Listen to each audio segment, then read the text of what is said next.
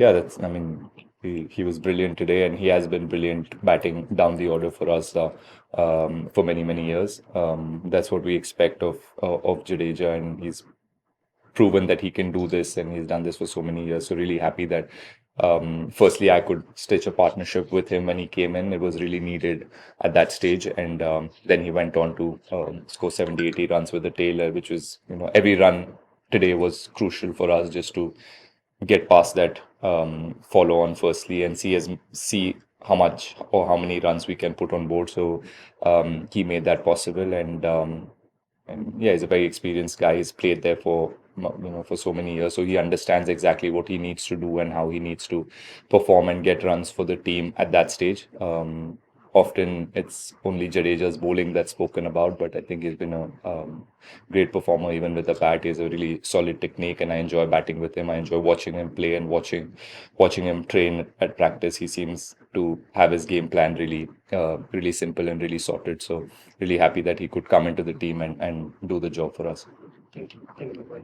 Thank you. From venue to venue, I mean, not so far at least, because I feel like Perth and Brisbane were quite similar in terms of how much pace and bounce the wickets had.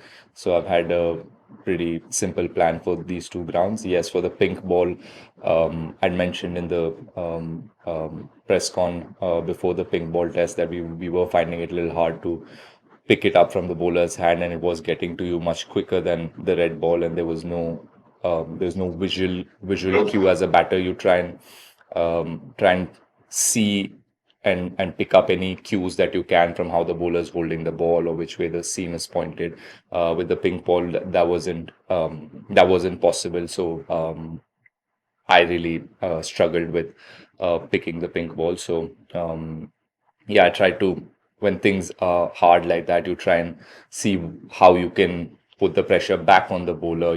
Try to move in your crease or try and change guard, try and stay ahead or behind, whatever works in that moment. There's no set plan for that. In the moment, if you feel like you need to make some changes, you try and do it. And I did that with the pink ball. But now, once I've come here again, gone back to basics and try and um, play close to the body, leave balls, the basics. I can't make up anything new and tell you. And yeah, rain breaks were very frustrating.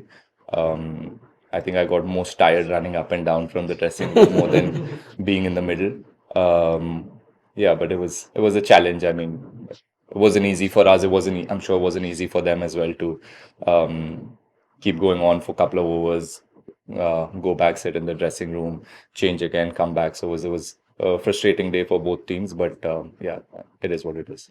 I mean, not just for me, for any openers on both sides. It just we've seen even in Adelaide when in the night when McSweeney and Labuschagne played really well in those 10, 15 overs. They just kept leaving balls of a good length. That's a good thing about playing here in Australia. If you get used to the pace and bounce, you can trust the bounce and you can leave balls on bounce. And that's something that they showed us in the last game, and they did that really well. Yeah, so for me, I mean, it's as important. Like I said, it's something that you have to do when you travel overseas and when you're playing quality fast bowlers. You have to respect the first 20, 30 overs. You have to respect if the ball's moving. Yeah, you have to give it give it to the fast bowlers and just soak in that pressure and wait for your time to score runs. You have to earn the right to score runs in overseas conditions, and that's something that we've spoken about a lot, and we'll try and do it again. Sorry. I think, see, I'm quite certain that everybody has their own set plans and they're clear with what they need to do. Um, you also need to have a bit of luck as a top order batter.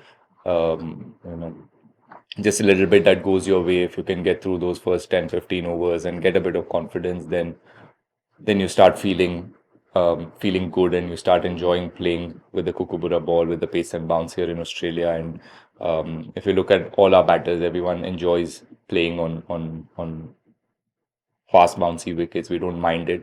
So it's just about getting through those first 20, 30 balls for everybody, and everyone's trying their best to do that. And it's a long series, so we played 3 games, 5 innings now, so I'm sure everyone will go back and come up with their own plans in the next time we bat or the next couple of games.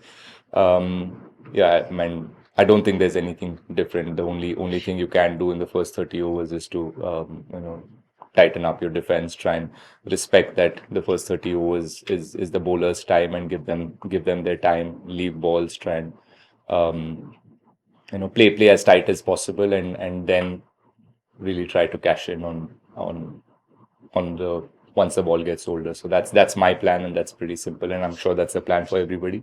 For some people it works on a given day, for some it doesn't. So we'll all come back again in the next innings and try harder, get those runs. And yeah, you don't have to try and do it with a boundary. You can still knock it around, get those singles, because they spread the field, so those singles were there to be taken. So just to stay a bit more patient, because we saw just before the message went out, Akash tried to, I think, I don't know where he tried to hit it, but he tried to hit a boundary. So just a message to calm it down and see if they can get 5 or 6 singles and get the follow on. At that stage, I was thinking more about going and padding up and trying to go back to bat. Probably, you don't know. I mean, I'm not sure if they would have enforced the follow on. So I was thinking about what I need to do with my batting. But like I said, it's always nice to see your bowlers going out there scoring some runs. They really put in the work in the nets. They work really hard. And when it mattered today, I'm happy that they could really play some shots, and very exciting shots. And it was a great contest at the end. The last half an hour when they batted, that part, not just the runs that they got, just the heart that they showed to keep away the bouncers. There's a lot of pace and bounce in the wicket, so to get behind the ball, defend really well, leave the ball, hit some nice shots is really good. Will give them confidence, and will give us as a group a lot of confidence. When the lower order chips in and scores runs, that's something that we discuss a lot in our meetings, and the bowlers work really hard on their batting as well. And so yeah, it's really good to see that they could go there and get that little partnership, and avoid the follow on makes a huge difference. Knowing that there's a bit of rain around and so much of the game has been lost to rain, we need to find a way to stay in the game, and I think Akash and Bumrah did that at the end, and yeah, so good way to end the day for us.